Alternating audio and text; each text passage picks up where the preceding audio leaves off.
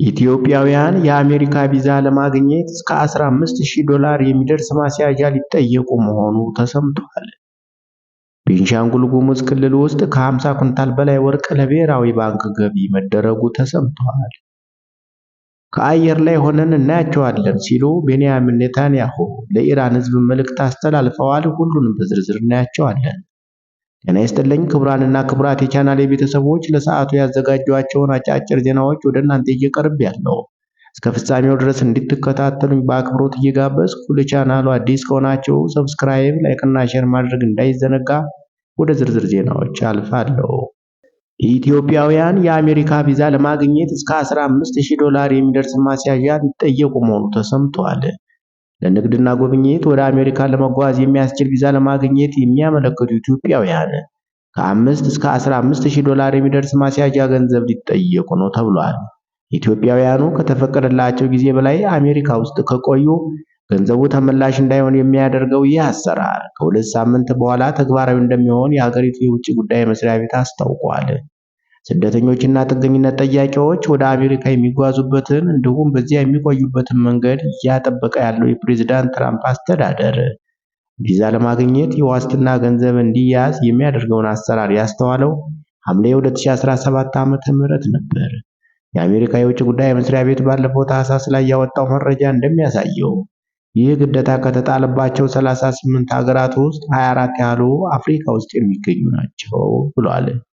እንደ ጅቡቲ፣ ናይጄሪያ እና ኡጋንዳ ያሉ የአፍሪካ ሀገራት በዚህ አሰራር ውስጥ በተካተቱበት ወቅት ኢትዮጵያ ሳትጠቀስ ቀርታ ነበር ተብሏል።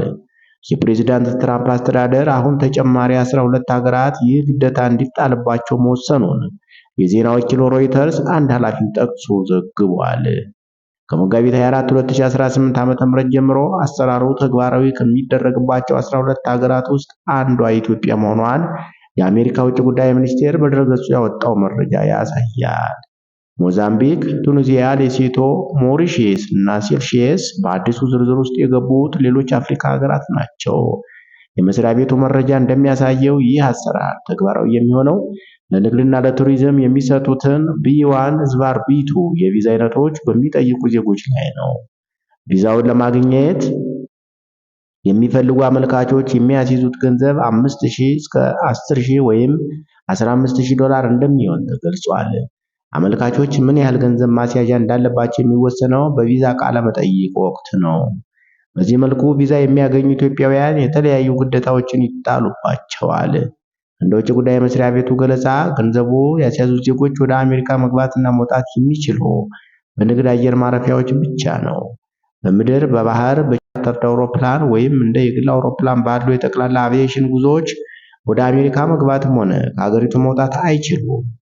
ኢትዮጵያውያኑ በተፈቀደው የመግቢያና መውጫ መንገድ ከተንቀሳቀሱ እንዲሁም ቪዛው በሚያበቃበት ቀን ወቅት አስቀድመው ከመጡ በማስያዣነት ያስገቡት ገንዘብ ወዲያውኑ ይመለሳል። ቪዛውን ካገኙ በኋላ ወደ አሜሪካ ካልተጓዙ ወይም አሜሪካ ሲደርሱ እንዲመለሱ ከተደረጉ ገንዘባቸውን መልሰው ያገኛሉ።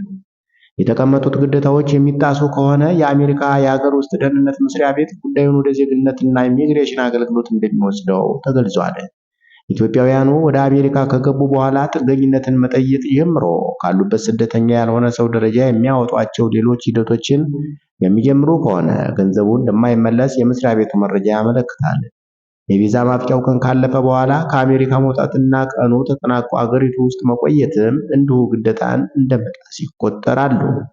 የፕሬዝዳንት ትራምፕ አስተዳደር በወሰዳቸው የተለያዩ ሀገራት ዜጎች ወደ አሜሪካ የሚሄዱበትን መንገድ የሚያጠቡ እርምጃዎች ውስጥ ኢትዮጵያን ሲያካትት ይህ የመጀመሪያው አይደለም። ባለፈው ዓመት ሐምሌ ላይ ለጉብኝትና ለንግድ ወደ አሜሪካ የሚጓዙ ኢትዮጵያውያን የሚሰጣቸው ቪዛ የቆይታ ጊዜ ከ2 ዓመት ወደ 3 ወር መቀነሱ ይታወሳል።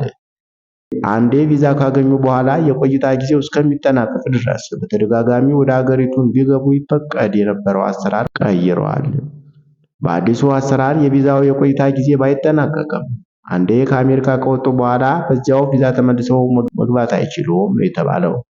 ባለፈው ታህሳስ ላይ ደግሞ ከ5,000 በላይ የጥገኝነት መብት የሌላቸው ኢትዮጵያውያን ከአሜሪካ እንዳይባረሩ ሕጋዊ ከለላ የተሰጡበትን አሰራር አቋርጧል። በዚህ አሰራር አማካኝነት አሜሪካ ውስጥ የነበሩ ኢትዮጵያውያን በ60 ቀናት ውስጥ አገሪቱን ለቀው እንዲወጡ ትዕዛዝ ተሰጥቶ የነበረ ቢሆንም ፍርድ ቤት ይህን ውሳኔ በጊዜያዊነት አግዶታል ተብሏል። በቤንሻንጉል ጉሙዝ ከ50 ኩንታል በላይ ወርቅ ለብሔራዊ ባንክ ገቢ መደረጉ ተሰምቷል። በቤንሻንጉል ጉሙዝ ክልል በማዕድን ዘርፍ እየተተገበረ ያለው የሕግ ማዕቀፍና የክትትል ስራ ባለፉት 7 ወራት ከ50 ኩንታል በላይ ወርቅ ለኢትዮጵያ ብሔራዊ ባንክ ገቢ መደረጉን የክልሉ ማዕድን ሀብት ልማት ቢሮ አስታውቋል። ምክትል ቢሮ ኃላፊው አቶ ናስር መሐመድ እንደገለጹት በ2017 በጀት ዓመት በአጠቃላይ 47 ኩንታል ወርቅ ለብሔራዊ ባንክ ገቢ ተደርጎ የነበረ ሲሆን በተያዘው የ2018 በጀት ዓመት 7 ወራት ብቻ የቀረበው የወርቅ መጠን የአምናውን ጠቅላላ ዓመት የሚበልጥ መሆኑን ጠቁመዋል። ክልሉ እስከ በጀት ዓመቱ መጨረሻ 70 ኩንታል ወርቅ ለመሰብሰብ አቅዶ በቁርጠኝነት እየሰራ ይገኛል ብለዋል።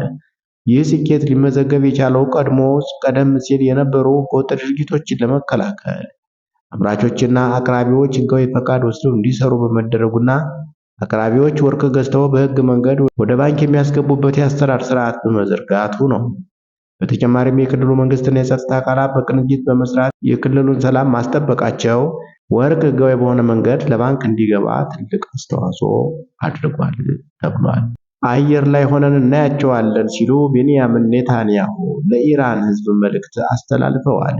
የእስራኤል ጠቅላይ ሚኒስትር ቤንያሚን ኔታንያሁ ባለፉት 24 ሰዓታት ውስጥ በኢራን ላይ በተፈጸመ ጥቃት የሀገሪቱ ከፍተኛ የደህንነት መሪዎች መገደላቸውን ከገለጹ በኋላ በቴል አቪቭ ከሚገኙ የአየር ኃይል እዝ ማዕከል ባስተላለፉት መልእክት ሁለቱን የገዢው አካል ከፍተኛ የሽብር መሪዎች አስወግደናል ብለዋል። አክለውም የኢራን ህዝብ በየዓመቱ የሚያከብረውን ባህላዊ የፋየር ፌስቲቫል በነፃነት እንዲያከብር ጥሪ አቅርበዋል። ከአየር ላይ ሆነን እየተከታተልናችሁ ነው፣ በዓሉን በደስታ አክብሩ በማለት ለኢራናውያን አነጋጋሪ መልእክት አስተላልፈዋል።